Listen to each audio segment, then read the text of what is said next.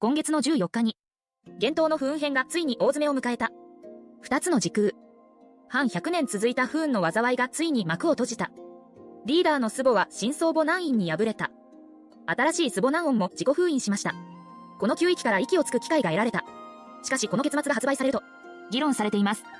次の風は皆さんを深く分析して結末を分析します。まずビデオを見ます。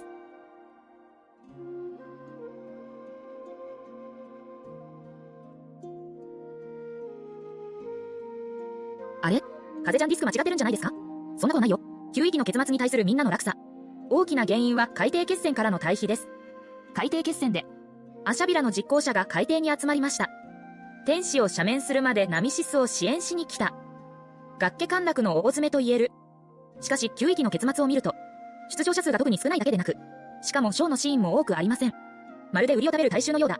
でもこれはストーリーに問題があるわけではありません。逆にここのストーリーはゲームの設定によく合っています。理由は次の2つ。1つ目は、支援する人が来なかったわけではない。9域のあちこちに散らばっているのです。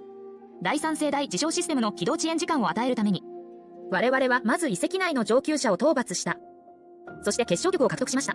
しかし、人々は去った。彼女たちは次の決戦の準備をしている。南音が消極を手に入れたら、全体に進化する。9域は戦場になる。実際にもそうです。本戦の中で、私たちは自ら履修を支援しました。支援に来た実行者の矢野に会いました。これはまだ州を離れるだけだ。自信州はどうですか？支援はありませんか？スハハの檻に向かった時、4つの首都。では、この時外でまだ守り続けているのは誰でしょうか？だから誰も応援しない。演出には現れなかったんです。9域の決戦は海底決戦よりも規模が大きい。遺跡だけでなく、大陸全体の戦争です。2つ目の理由は戦力対比です。劇中ではすでに述べている。南音の目に、私たちは女王アリです。女王アリの活動は巨人の行動に影響を与えることができますか？明らかにできない。この点はストーリーにも記述されている。最初のステップで決勝を得ても結果は変わらない。南音が消極を手にして終わりになるのは定局だ。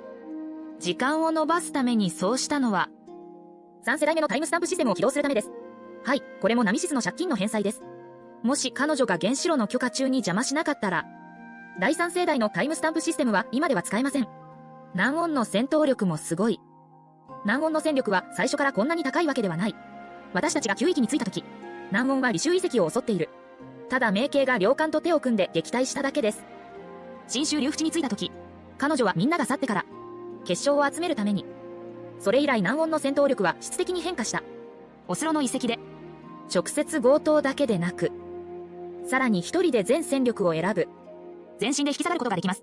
結晶を吸収した後の南音は、敵にはかなわない存在だ。李州の戦いに続いている。その時彼女は2枚のウエハを吸収しました。直接完全虐待遺跡内の高級なもの。3番目の結晶を吸収した後、人々はぶら下がった。主役団は完全に翻弄されている。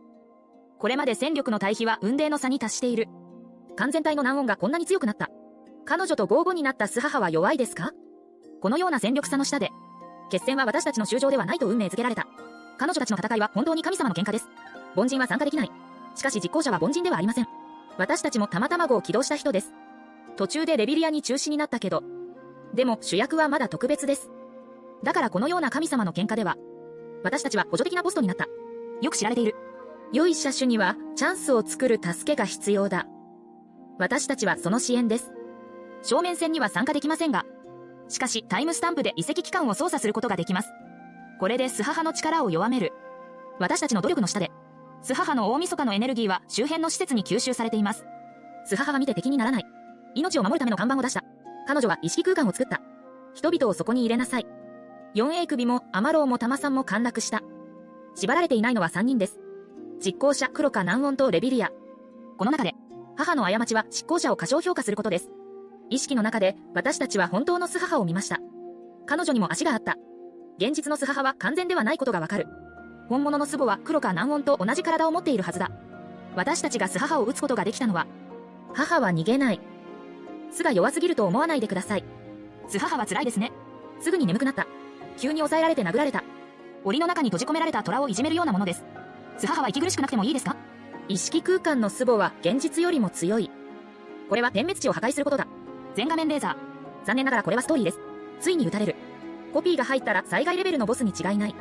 意識空間の戦いの中で、決定的な役割を果たしたのは第3世代の自称システムです。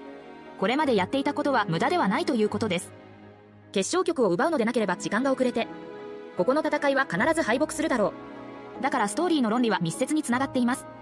なぜなら科学的な道理は、意識空間のスハハを破った後、画面が現実に映った。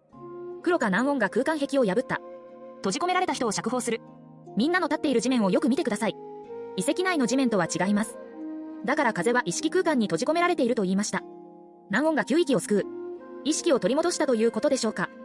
4番目の結晶を吸収した後、彼女には回復の兆しがある。8号宇宙カプセルに戻りましょう。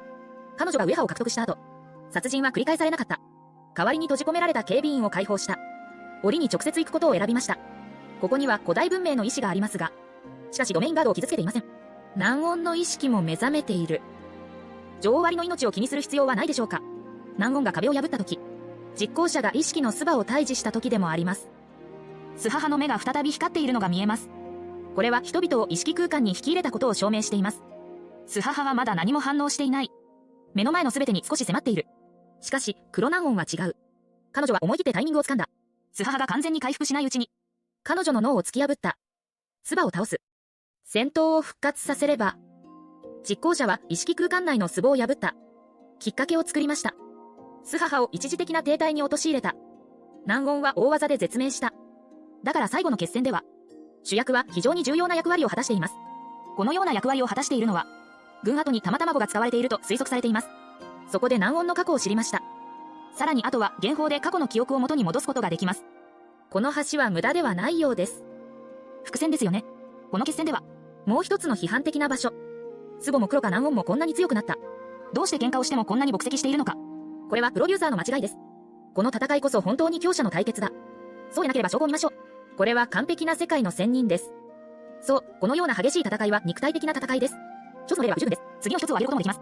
バルトアンダーラインナルト皆さんご存知でしょう。あの腕利きの螺旋丸です。体内には核電池の渦巻きナルトが住んでいます。火影颯伝の終わりに、渦巻きナルトとサスケは終末谷で宿命対決を繰り広げた。そうだな、それとも肉薄だ。速度も速くないように見えます。オリジナルの写真は大丈夫です。でももし自分が傍観者だったら、彼らがお互いに何をしているのかを見て、黒か南音とスバはこんな戦いをするのか。映画作品だけではない。小説にはこのような記述もよく見られる。少年の貧乏をいじめてはいけないことを覚えている。中年の貧乏をいじめてはいけない。老年貧乏小説を馬鹿にしてはいけないのか。あたり一面歩いていく。当主は言うのように多い。ここでは言わない。ピークの戦力対決を見てみましょう。それは冬季のピーク想定の戦いに違いない。魂伝帝は限りな1の海を吸収する。何万だけもの挺身を達成する。荘園は地下マグマを体に導入する。同様に東神の体を作った。こんな強い存在で戦うのはすごいでしょう。著者がどのように説明しているのか見てみましょう。魂天帝は平然と拳を鳴らした。荘園は避けられなかった。同じパンチを振った。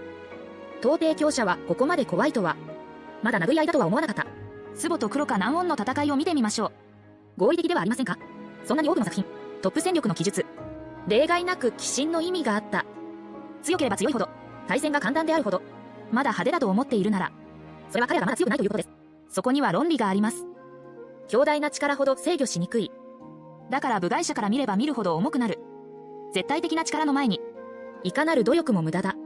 到底を例にとると、彼らの位置はただ万の闘技だ。1000種類の秘宝も太刀打ちできない。文字で表現すると、このパンチは遅そうだ。しかしまた万個を超えたようです。人に避けられない。はい、ネット文の味がします。ふーちゃんがそう言ってた。私はストーリー表現に満足していると思いますか？その逆に、私は満足していない。もっとうまくできると思います。今の戦いは鬼神の形をしているだけだ。しかし、本当の意味はない。風ちゃんが挙げたこれらのシーンは、肉薄してるんだけど、しかし雰囲気を表現する上で重要なのは、サスケの雷刀が山を破壊した。東帝間の戦いはなおさらだ。大陸全体が震えている。彼はお互いを落とした場所を意識します。しかし、穴には穴がない。一つの上を上を落とし、上を落とす激しい。他のシーン、スハウィンスリアはシャコが元正気です。もしシーンが10倍大きければ、スハハの高さは10倍です。この戦いの厳しさはどのくらいランクを上げなければならないかわからない。これ以外にも、クリップのリズムにも問題があります。ゲームの元のストーリーでは、レンズの滞在時間が長すぎるので、売りを食べて芝居を見ているような気がします。タイミングをつかんで一撃で死ぬまでゲットできなかった。この風に変更が加えられました。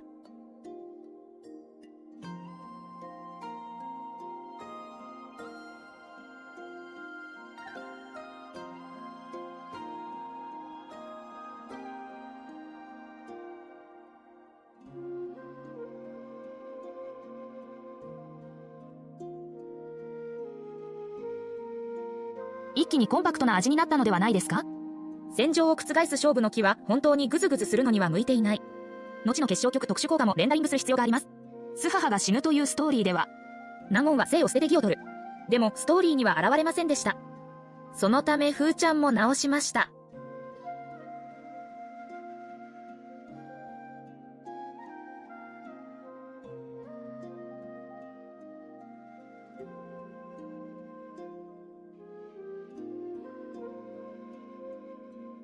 特殊効果を少し加えただけです。